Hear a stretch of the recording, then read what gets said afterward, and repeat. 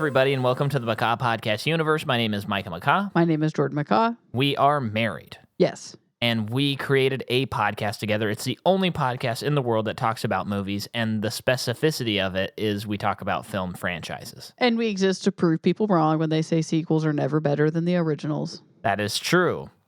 And Jordan chose to cover this series called The Ring. Mm-hmm. And I'm kind of putting that at your feet because you're the one who... Fine. You're the reason that we had to watch 2017's Rings. Yep, I'll take responsibility for it. This was a tough watch, folks. Yeah. And Micah, editor note, you're not using the blanket again. How does it sound? I still haven't checked last week's episode. And listener note, we have a lovely... we're sitting next to a construction site again. This is like when we first moved into our house, and we'd always have to say, hey, they're doing construction. I haven't really been hearing it. As I was setting up, I was hearing a lot of kung, kung, kung, okay. kung, kung. Okay. So we're going to see what happens. We're going to hear what happens. Oh my gosh, that's so poetic. So we kicked it off with Gore Verbinski's The Ring. Then we watched Hideo Takada's The Ring 2. And now we just finished watching F. Javier Gutierrez's Rings. Yep. So tell me, what is your experience with this movie? Last night when we watched it was my experience with this movie. Same with me. Wow. This seems, though, like the perfect if you're a 12-year-old movie. 12-year-old? Like, if you were 12, you'd be like, whoa, that was freaky and crazy, you know? This movie was boring. It never ended. I think that it looked a lot better than the last movie. Like, leaps and bounds, it looked better. Okay, I'm going to push up against probably, that. Probably a lot. But I do think it looked better. There was some imagery that I thought was cooler in this one. It was about as scary as the last one, which was not scary at all. Yeah, same level of scares for sure. Yeah. And it was, it was so boring. Yeah. Not to spoil our rankings of these movies, but when we finished this, I just thought, like, at least The Ring 2 had, like, some movie stars in it and TV stars, so it was kind of like, at least I'm watching, like, oh, I saw a Naomi Watts movie, or, you know, Simon Baker's in this, so, like, that's interesting. The Mentalist, I think, is how he referred to Yes, or I like to call him the guy who's always looking for Red John. Mm-hmm. But for me, it's like the people who are in this, maybe they're really big in, like, a TV show or something like that, but they're not big in my circle, and I did not enjoy watching them act. Yeah. And so that alone was kind of like, okay, this just isn't as... Not that movies... I love plenty of movies where there's unknowns, or they were unknown at the time, but there was just something about this where it's like, oh, teen Hallmarky drama CW. This is how this movie felt. Yeah. The CW is the perfect, actually, thing. It felt like a CW movie in all the negative ways. If you think if we're throwing shade to CW, this is pretty good. What?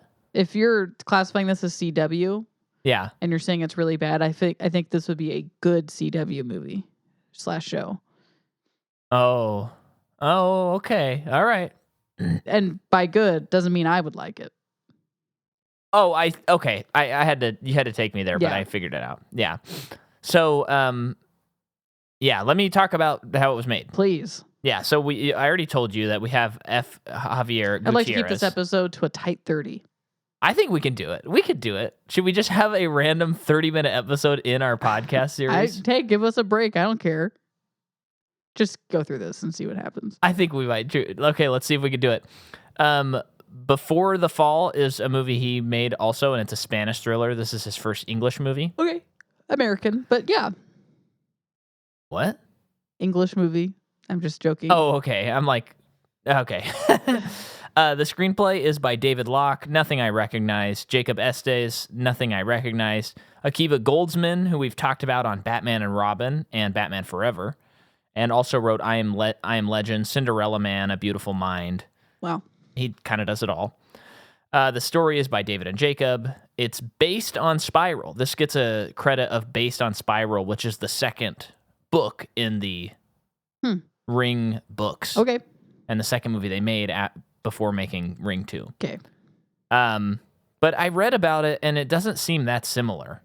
So Yeah. I don't know why I don't know. Maybe the first round it was.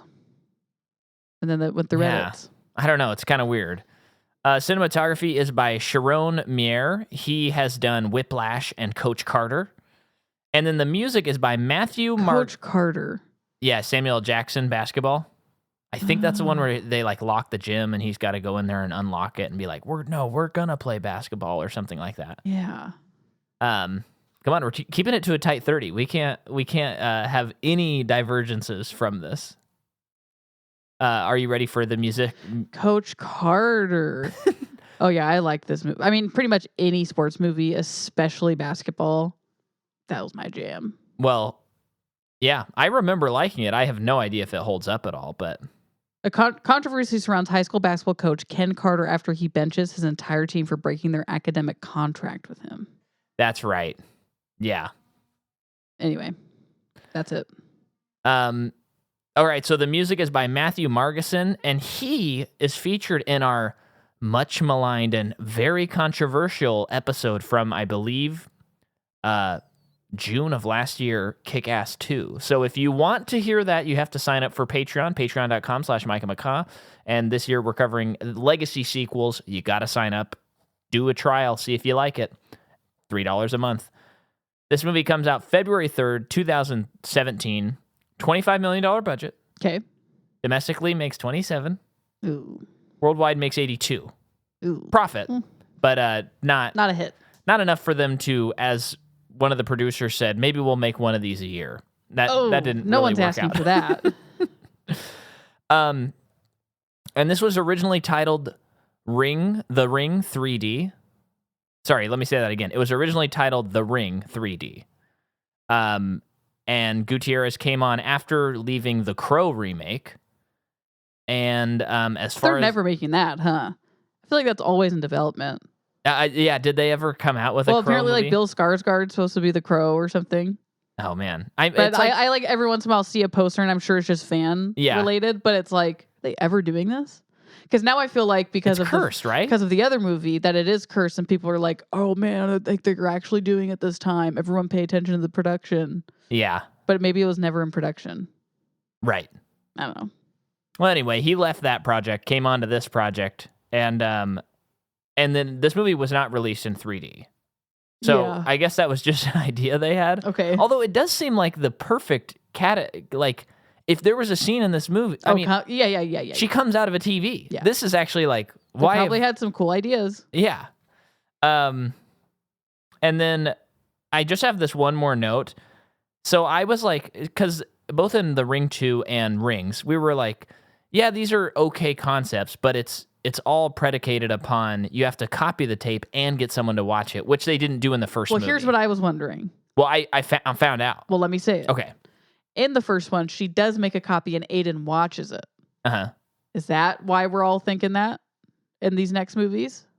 No. Okay. But you're close. So I had forgotten this. This is just a quote from the Wikipedia plot summary. I just went to the end and it says, Rachel saves Aiden by having him make another copy to show someone else. Aiden asks what will happen to the person who watches the copy, to which Rachel does not answer. Okay. Sure. So I think I just kind of glazed over that detail, Same. which fixes like a lot of the issues I had in Ring 2.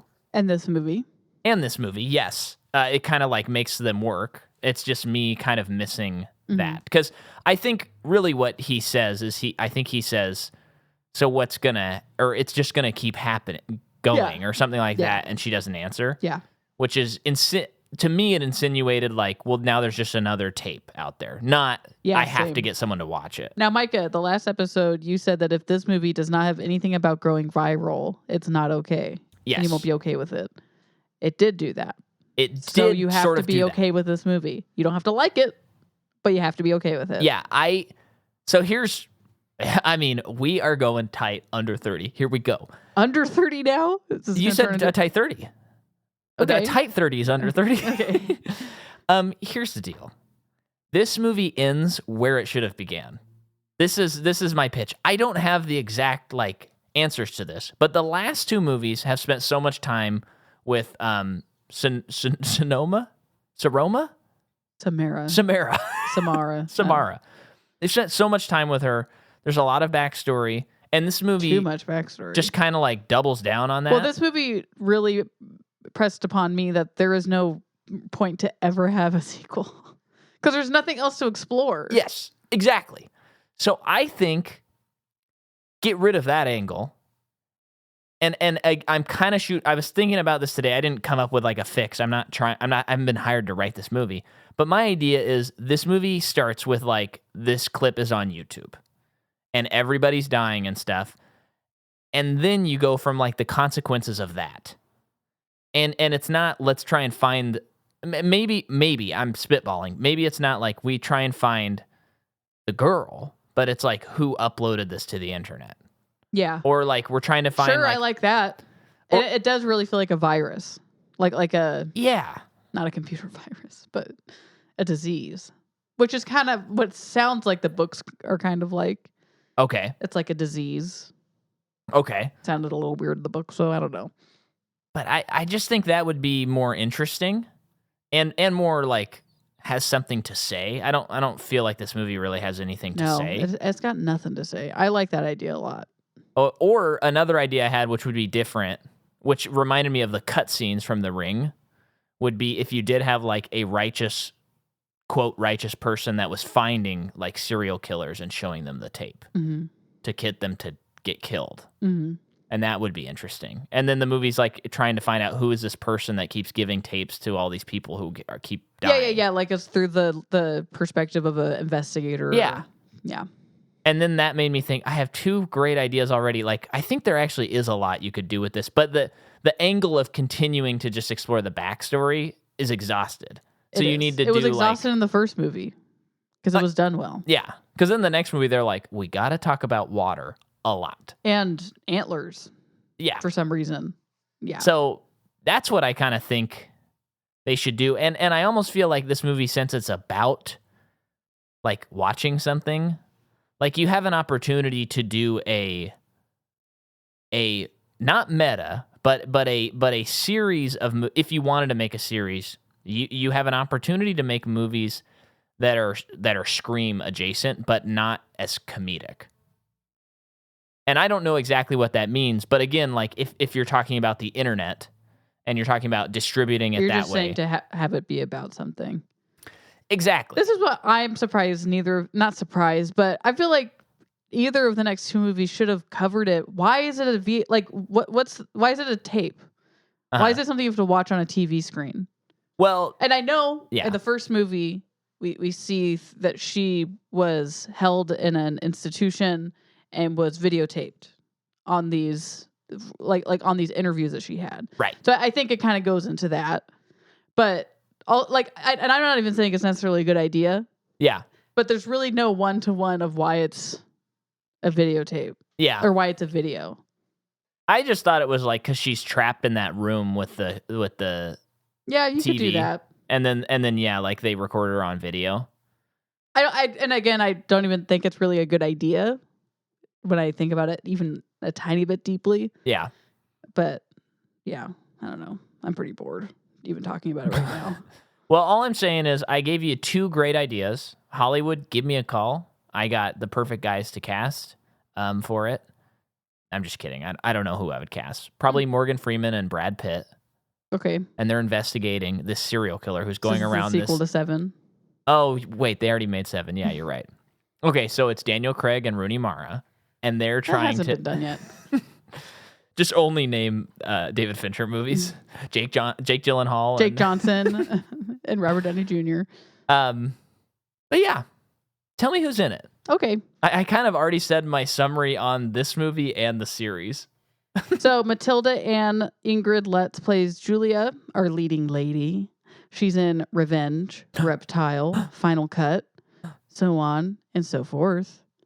Alex Rowe, who plays Holt. Oh, look, he's on some kind of freeform show. So that about answers that. And he's in the Billy the Kid show. He's in the show Siren. And The Fifth Wave. The only Billy the Kid I want to see is from Bill and Ted's Excellent Adventure. Johnny Galecki Yeah. He's Big Bang. National Lampoon's Christmas Vacation. He's also in that and Roseanne and more.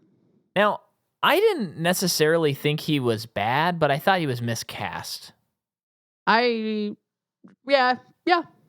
I mean, what a cool guy, though. Mm. It just felt a little like, hey, I was in Big Bang Theory, but now I'm cool. Now I'm using my time in between seasons to film a small part in this dumb movie. Yeah. Bad call. Yeah. Vincent D'Onofrio. Oh, yeah. He plays Burke, or the priest. Yeah. He is in Full Metal Jacket, Ed Wood, The Cell, Men in Black. He's currently Wilson Fisk. Yes, he in is. the Marvel Universe. Pretty good iteration. I like it. Law and Order, SVU. Is he? Yeah, oh yeah. He's the star along with Dr. Leo Marvin's daughter from What About Bob. They're the two stars of Law and Order SVU. I don't know if they're both still on the show, but... Oh, I didn't know that. Cool. Yeah, especially heinous crimes go to the Special Victims Unit, of course. Well, of course. Anyway, I think I'm good. Okay, so let's talk about the movie. Let's hit the plot. Okay. Here's this movie's not all bad because there's 3 things that it does that I have to admit were very, very cool. The first part of the movie? The first part of this where it's the Paramount logo and it zooms out and you are on a plane and someone's watching it on a plane. To which you out loud said, "Wow." You were very excited. And I stood up and applaud. I think I did a 10-minute standing O. Yep, she was at a film festival. Yeah. And she was required to do I just so. wanted to know what it would be like to do that. Impractical. Jokers. Oh, okay. I kind of thought, I thought maybe that everyone's TV screens were going to turn on with the video. And then it's like, what happens after that? Which they did. At So the end whole, of this scene. Did the whole plane crash? I know, but not exactly in that way. Yeah. Did the plane crash? Oh, yeah. Okay. Yeah. Okay. But this was cool. Because I liked it. When it started out, I was kind of like, oh, brother, a little bit. But then when she comes out of like the navigational system of the plane, I thought it looked cool. And then everyone sees the thing. And it's kind of like, I felt like to me, they didn't really pay this off. But it felt like, oh, this is different now. Because when she attacks one person, she can attack like everybody. Whereas in the other movies, it's like, it's only the people who've watched the tape. But it was like, at this point, she's forcing people to watch the tape. You could have done something with that. Is that because it was uploaded, do you think, to the internet? I don't think that they were smart enough to go that far, but I could see that being it. But I don't think it's been uploaded Oh my yet. gosh, what if she was uploaded into the Matrix? Do you understand the ramifications of that? No, it hasn't been uploaded yet because then we find out at the garage sale that the tape's there. It's a cool opening scene, though. It's a cool opening scene that's not thought through enough. It got me kind of... I was like, great, let's watch this movie. And I was pretty surprised. I had to tell Micah to shut up a few times, and it's usually him telling me to shut up. It's true. The guy would not stop yapping. I know.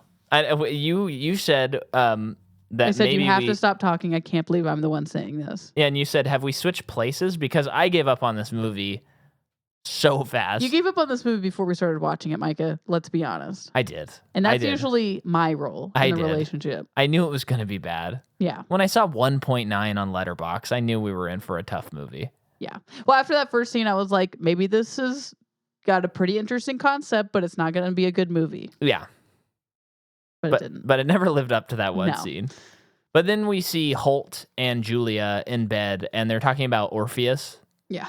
For a while, and I'm just like, that's when I was like, I'm out. Oh, yeah, this is so dumb. It was so bad, and it was like such softly lit, very white room. They're both very chaste while being in bed together, you know, that kind of thing. He's going off to college. She's staying home. And as they have a long distance relationship, he's been kind of drifting apart, and she can't get a hold of him anymore.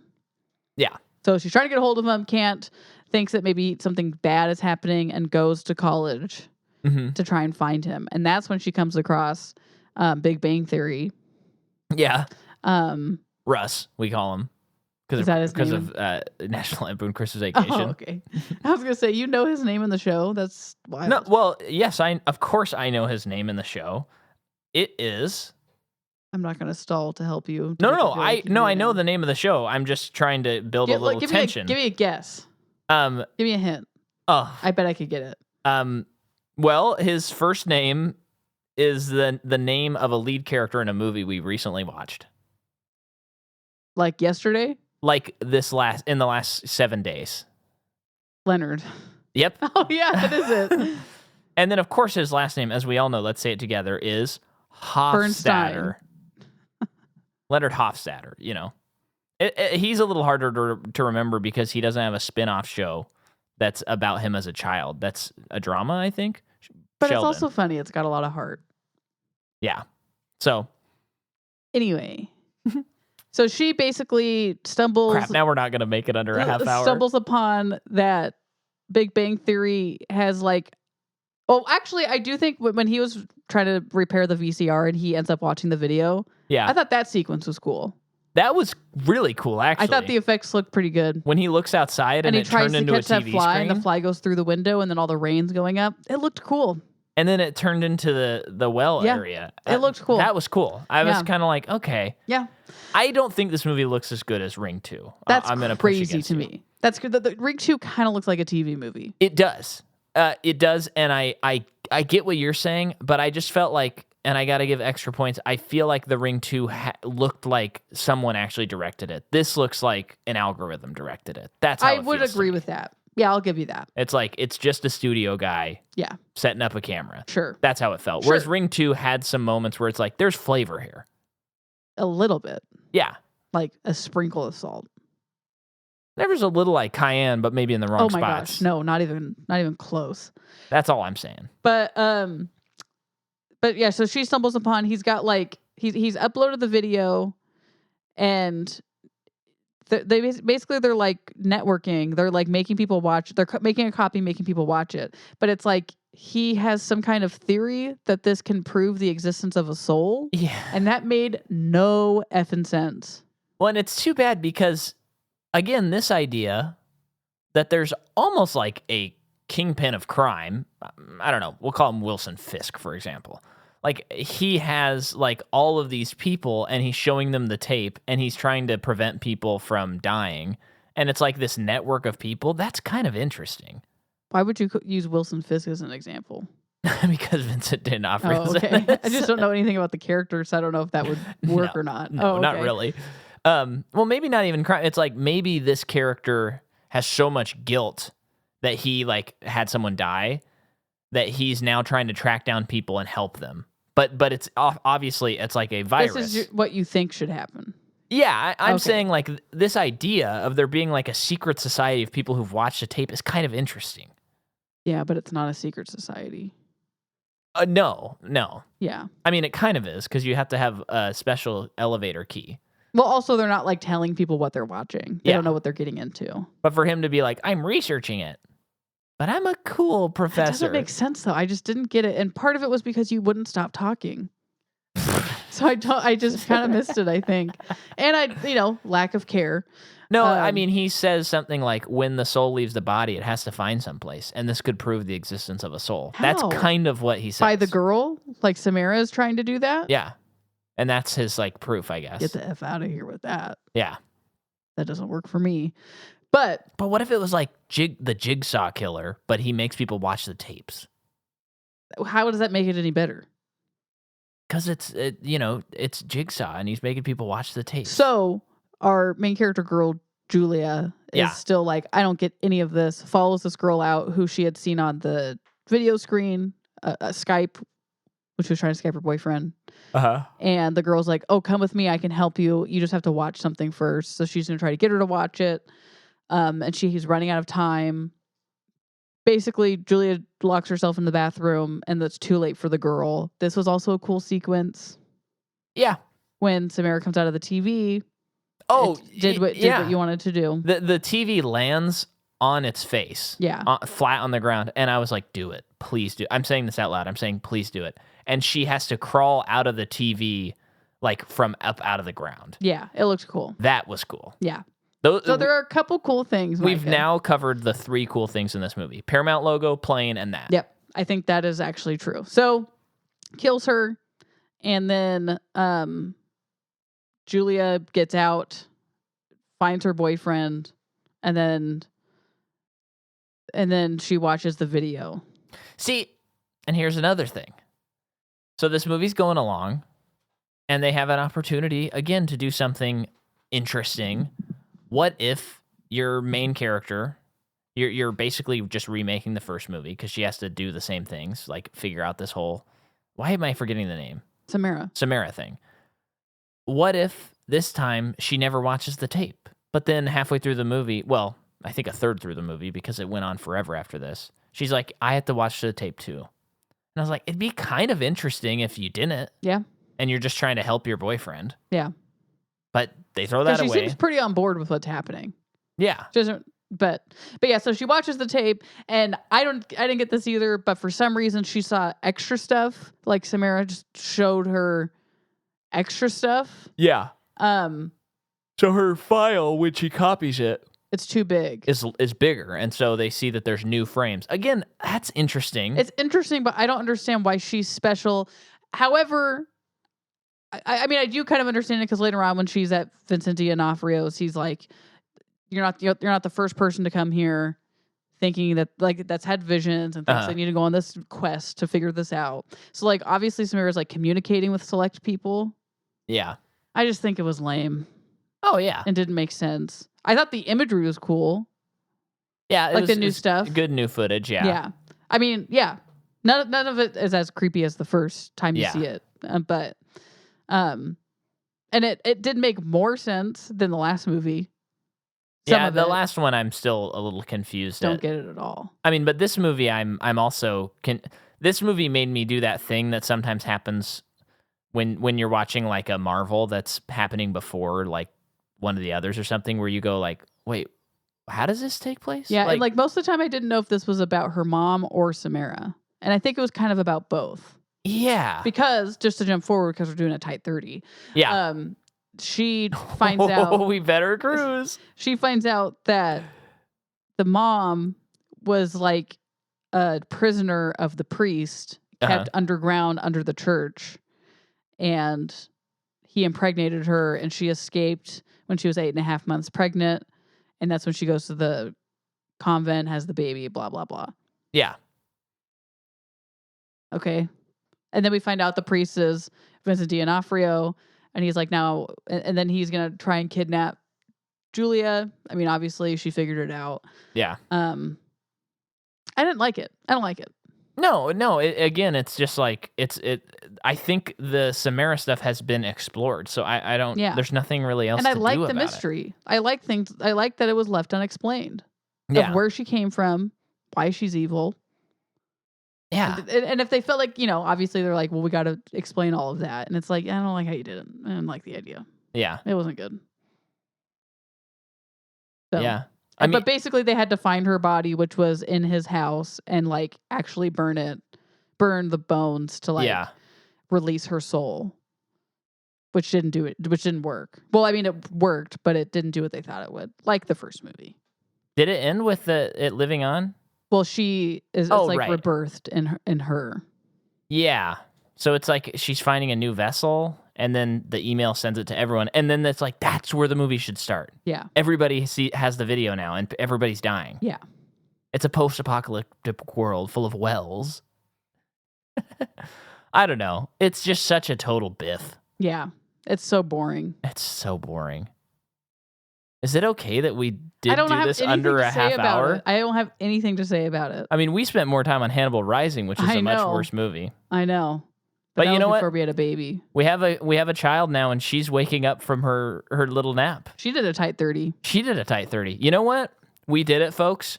And if you want to listen to more, go to patreon.com. Next week, we'll be back with Lethal Weapon. This was a one-time thing. And if this is your first episode, sorry. But look through past episodes and see that they're never this short. Yeah, this is a one-time special event. This is a one-night Fathom event. Mm-hmm. Okay, we did it. And trust me, no one else is listening by this point. So adios. I gotta go.